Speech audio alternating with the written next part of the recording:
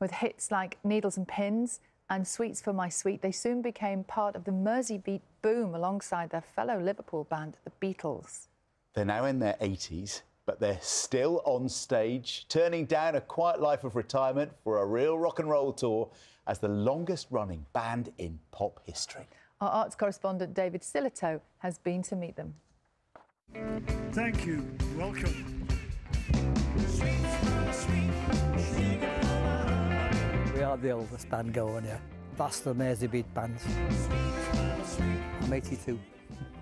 83 this year. I am a very proud 80. And I feel I'm 25. I have no mobility problems. We've all got a certain amount of time on this earth, and I'm going to enjoy it while it's still there. The Searchers, back on the road in their 80s. Retirement seems to be a bit of a problem for us. I mean, they started out in the 50s and they're still going strong. Meet Britain's oldest working rock and roll band. We're in Chester's Story House and the crowd are on their feet for some true rock and roll survivors. Frank and John are now in the 8th decade of their playing careers.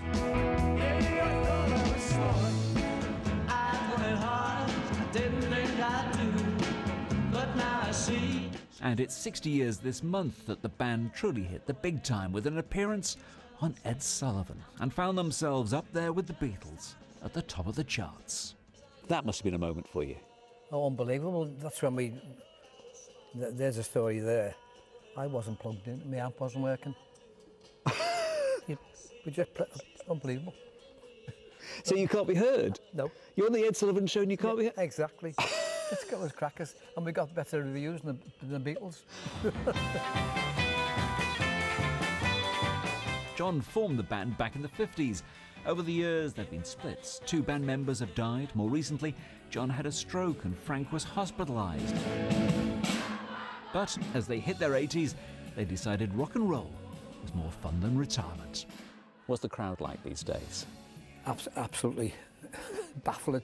I mean, they come every night. And they come from everywhere. We've got an amazing... You seem baffled you've got a big following. Yeah, it's a fan base which we're shocked at. It's unbelievable. When was the first time you saw them? 1963. Have you seen them before? Yes. When? Oh, a long time ago. We were on a holiday camp in Brill, I think. Do they still have it 60 years on? Definitely. Can't you tell from the audience? These sort of guys will never die, in my view. You're an original fan? I'm an original fan, yeah. My God, yeah, fantastic. Do you still enjoy it? Yeah, I do. Yeah, I wouldn't do it otherwise. How did this start? You're going back to the late 50s. 57? The skiffle days. 57 maybe? Yeah, 57, yeah. How long did you think it would go on for? Oh, God.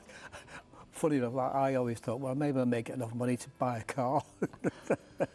So have you any plans for, you know, when you grow up and need a proper job? No, I'm going to form a group.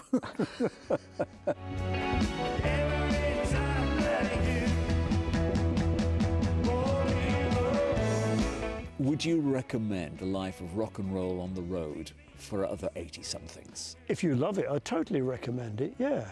And the secret of your longevity is your... Moderation is the only thing I do to excess. You've not lived the rock and roll life, have you? I haven't. I was completely debauch-free. I mean, you were a goody-goody in the rock and roll world. I was boring. You wish you'd been a bit more debauched. Yeah.